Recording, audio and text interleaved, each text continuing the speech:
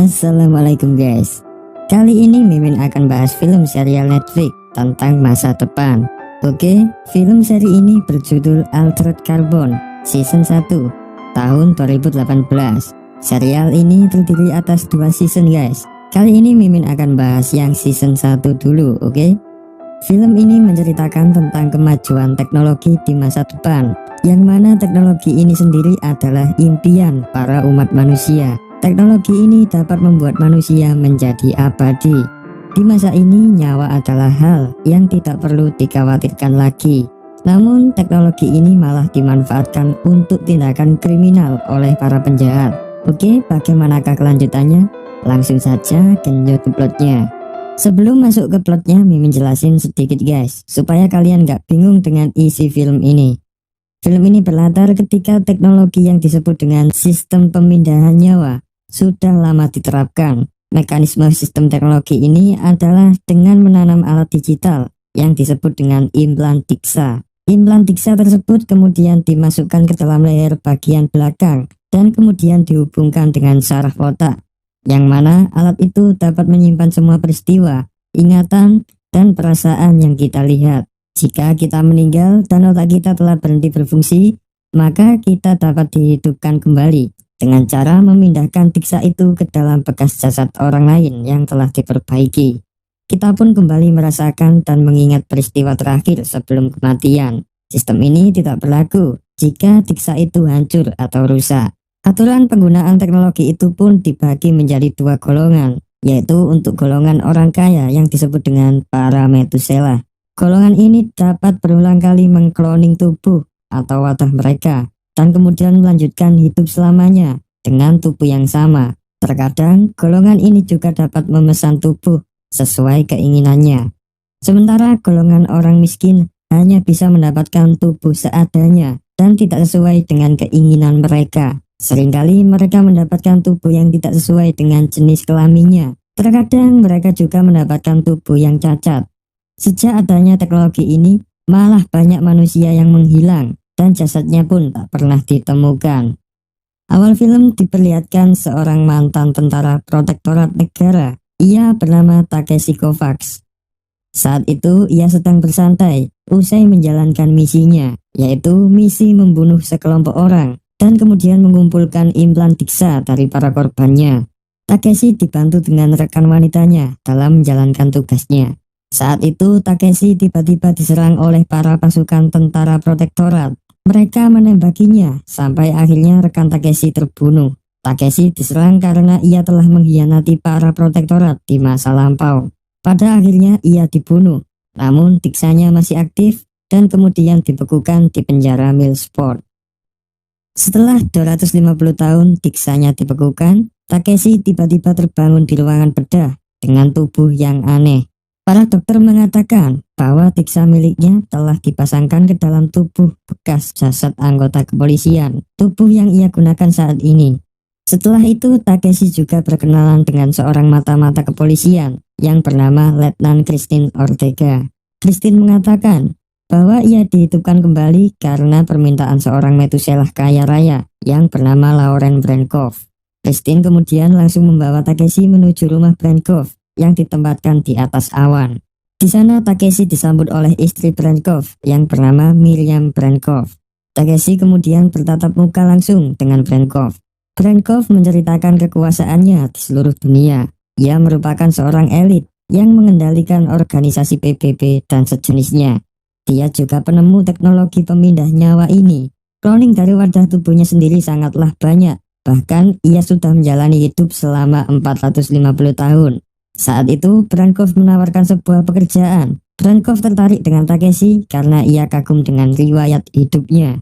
Takeshi diberikan tugas untuk mencari orang yang membunuh Brankov 350 tahun yang lalu. Brankov menjanjikan untuk membebaskan masa tahanannya jika ia berhasil. Tak hanya itu, Brankov juga akan memberikan separuh kekayaannya kepada Takeshi jika ia berhasil. Namun saat itu Takeshi menolaknya karena prinsipnya sendiri adalah tidak peduli dengan siapapun. Mendengar itu, Brankov pun mengancam akan membekukan kembali DIXA Takeshi jika ia tidak mau untuk menerima tawarannya. Takeshi pun meninggalkan Brenkov dan pergi menuju hotel milik Tuan Poi. Takeshi memesan kamar dan berencana menghabiskan sisa waktunya untuk bersenang-senang. Namun saat itu tiba-tiba ia diserang oleh sekelompok orang yang bernama Dimitri. Takeshi kebingungan, padahal sebelumnya ia tidak pernah mempunyai masalah dengan kelompok itu. Untungnya Poi memiliki senjata rahasia dan membantu Takeshi untuk membunuh semua kelompok itu.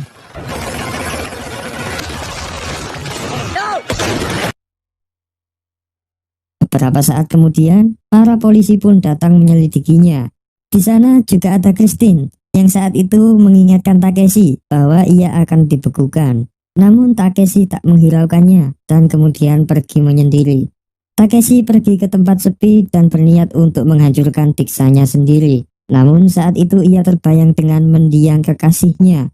Ia teringat dengan pesan dari istrinya, yang akhirnya membuat Takeshi termotivasi untuk menerima tawaran Brenkov. Esoknya Takeshi tiba-tiba terbangun di hotel milik Poi. Saat itu ia dijemput oleh pengacara Brenkov yang bernama Nyonya Oumo. Setelah itu Takeshi diantar menuju sebuah perusahaan cloning tubuh yang bernama Psychasek. Di sana ia juga bertemu dengan Brenkov yang sedang memperbaharui tubuhnya. Brenkov kemudian bercerita soal kasusnya ini. Ia merasa bahwa dirinya mati dibunuh saat itu. Namun ingatan di diksanya memperlihatkan bahwa dirinya mati bunuh diri. Brenkov tidak percaya dengan ingatannya sendiri. Ia merasa bahwa ada orang yang memanipulasi data ingatannya itu. Di sisi lain, Christine mulai memata-matai kegiatan Takeshi. Sebelumnya, Christine tidak menyukai Brenkov karena pekerjaan gelapnya. Ia memata-matainya karena khawatir dengan nyawa Takeshi. Di sisi lain juga, Takeshi mulai mengumpulkan data semua orang yang melakukan ancaman terhadap Brenkov. Di sana ia dibantu oleh Poi. Ternyata terdapat jutaan ancaman terhadap Brenkov. Hal itu wajar, karena Brenkov sendiri adalah orang yang paling berpengaruh di dunia. Saat itu Takeshi curiga dengan sebuah video ancaman yang berbeda dengan yang lain. Ia langsung bergerak dan menyuruh Poi untuk melacak video itu. Takeshi langsung pergi menuju rumah seorang marinir yang bernama Ellie. Di sana Ellie sempat melawan, namun pada akhirnya ia mengakui bahwa memang benar dirinya yang membuat video ancaman itu.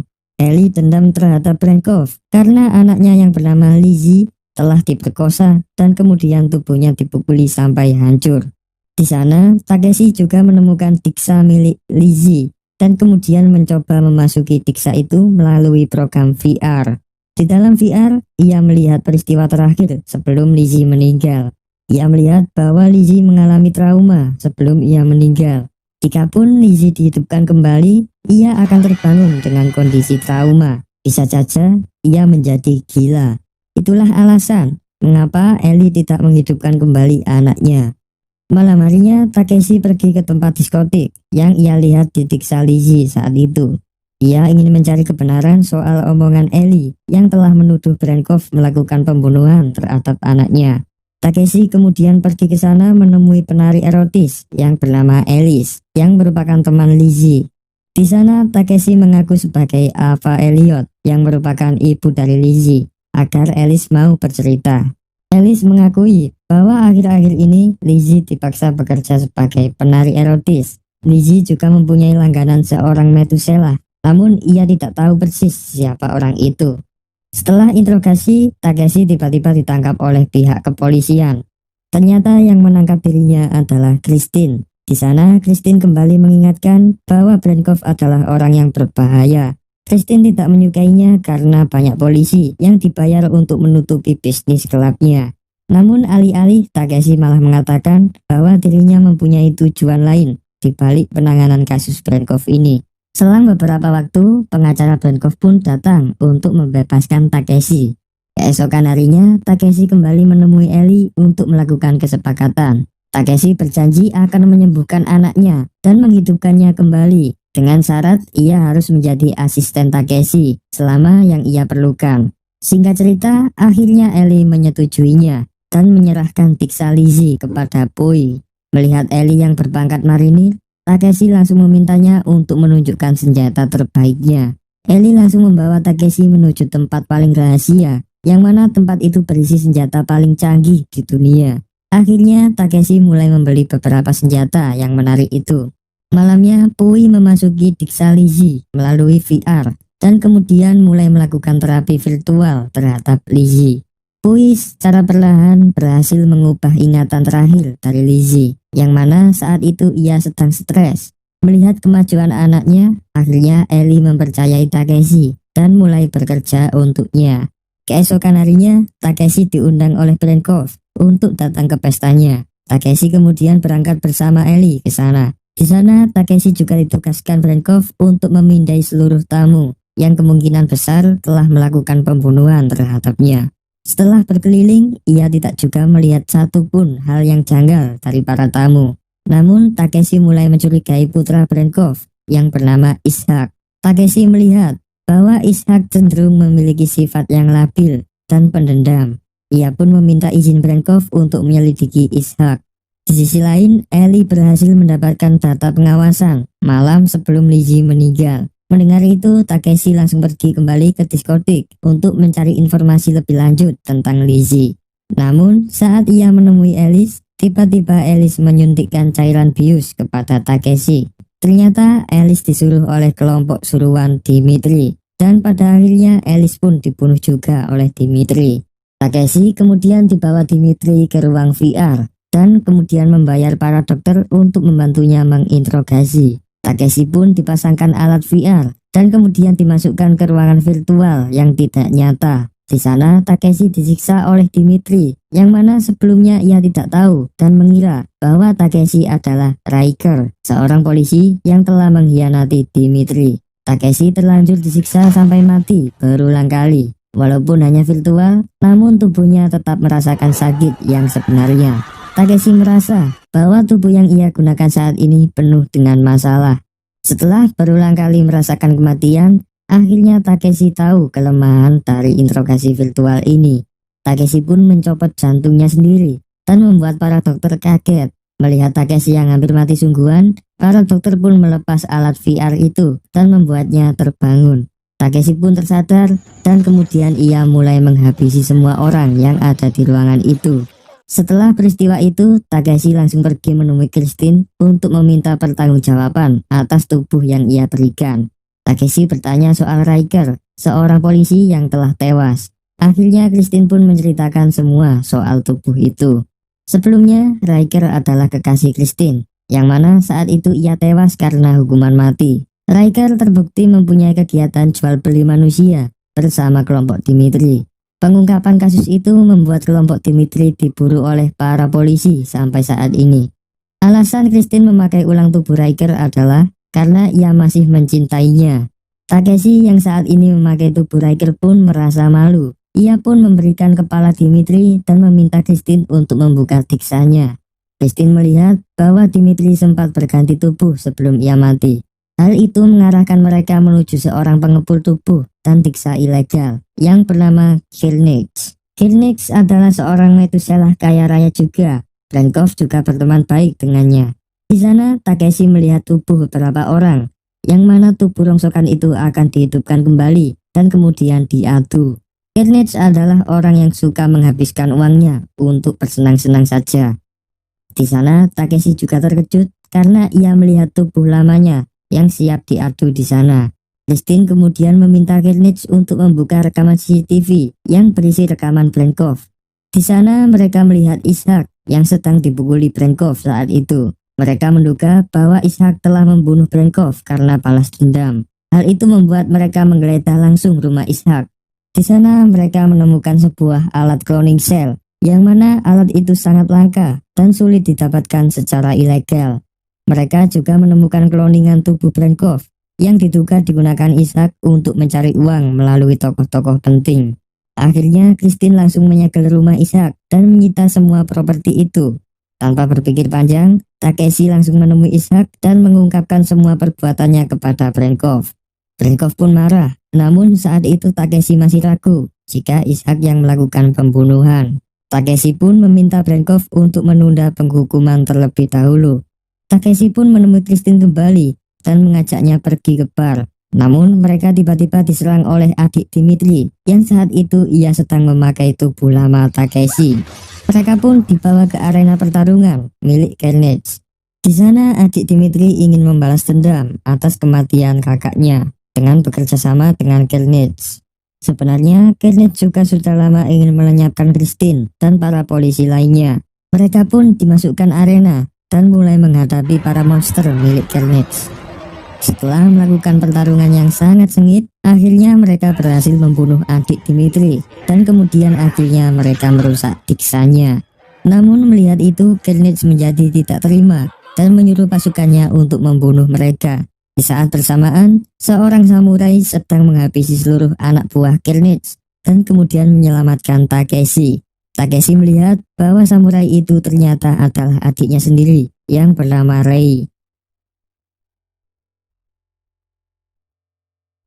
Takeshi tiba-tiba terbangun di rumah Rei yang sangat mewah.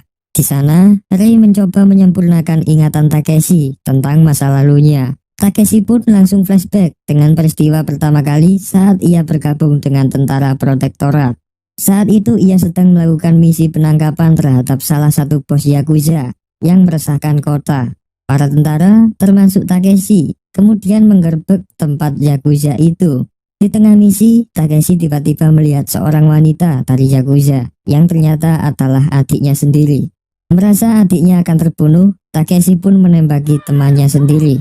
Bersamaan dengan itu, adiknya juga membunuh bosnya sendiri. Mereka pun memutuskan untuk menghabisi kedua kubu tentara itu dan sepakat untuk pergi. Merasa menjadi buronan, mereka pun mengasingkan diri ke hutan. Namun di saat malam hari, mereka tiba-tiba dikepung oleh para tentara envoy dan akhirnya ditangkap.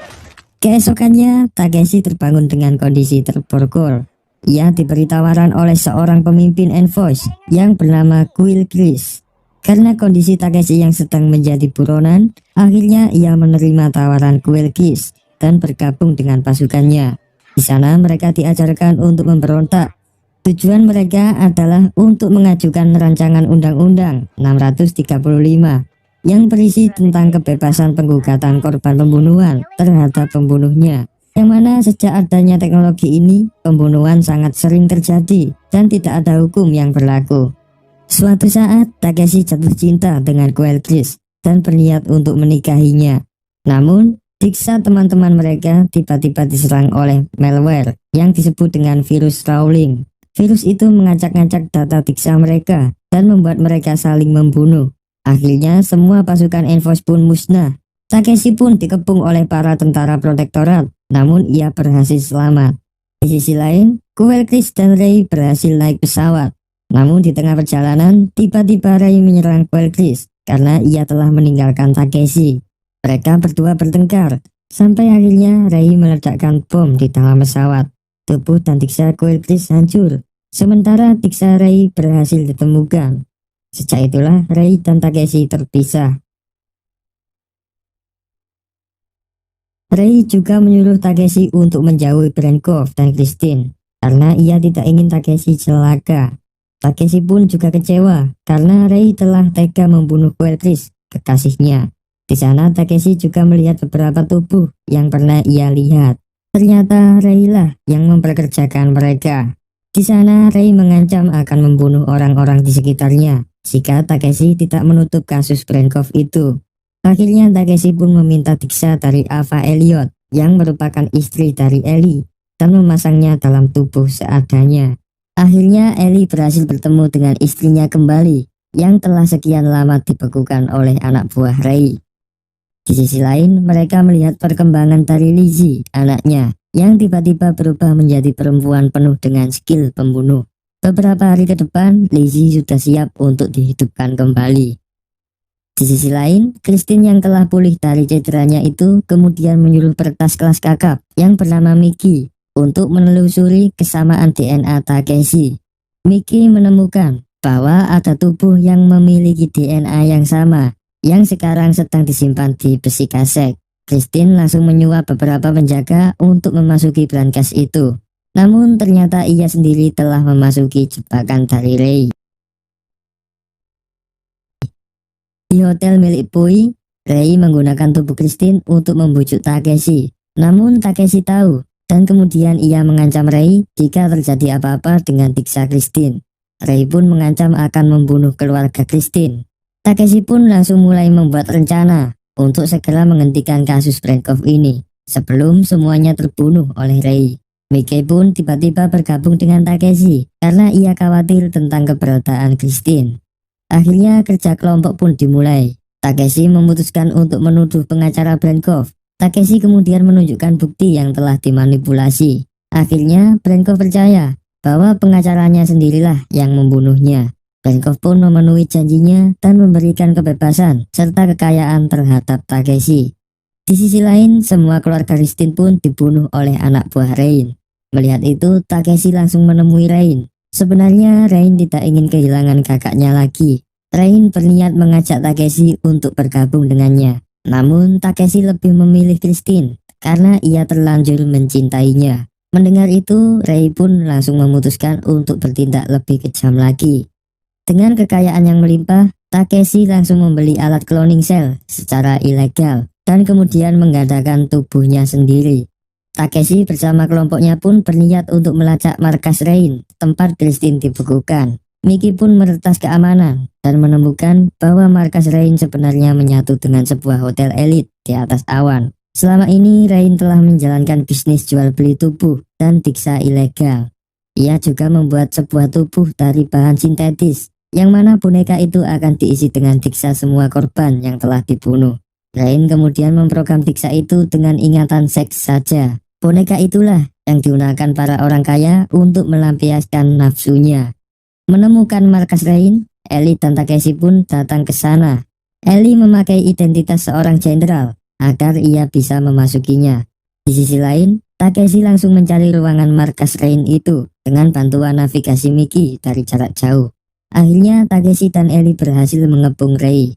Di sana Takeshi juga melihat Christine yang sedang dibekukan. Namun tiba-tiba anak buah Rei datang dan rencana mereka akhirnya gagal. Anak buah Rei pun melacak Poi, Eva, dan Miki. Mereka berhasil meretas tubuh virtual yang membangun Poi dan mulai menghancurkannya. Melihat dirinya akan mati, Poi langsung memanggil Lizzie dan kemudian mentransmisikan ingatan diksanya menuju markas Rei. Poi akhirnya mati dan Miki juga tertembak. Eva yang masih selamat itu pun dibawa anak buah Rei ke markas. Di sana, Rei memberikan pistol kepada Takeshi dan menyuruhnya untuk melenyapkan salah satu rekannya itu. Namun, Takeshi malah memilih untuk akan menembakkan dirinya sendiri. Di saat bersamaan, Lizzie datang dengan tubuh barunya. Lizzie langsung menyerang Rei dan menyelamatkan kedua orang tuanya. Takeshi dan Rei pun akhirnya berduel, sampai akhirnya mereka berdua sebanding. Rei pun akhirnya mengakui bahwa dirinya lah dalang dibalik kematian Brenkov. Rain menyuruh istri Brenkov untuk memberikan obat perangsang kepada Brenkov. Brenkov yang sebelumnya mengontrol aturan PBB berubah menjadi orang yang gila genjot. Hal itu membuat citra buruk bagi Brenkov dan pada akhirnya ia menembak diksanya sendiri. Untungnya Brenkov mempunyai salinan diksa, namun ingatan diksanya itu tidak sempurna. Rain melakukan hal itu karena ia ingin menghentikan pengesahan rancangan Undang-Undang 653 yang mengatur tentang pembunuhan. Mendengar itu, Takeshi pun akhirnya menembak Rain. Dan di saat bersamaan, semua telah selamat.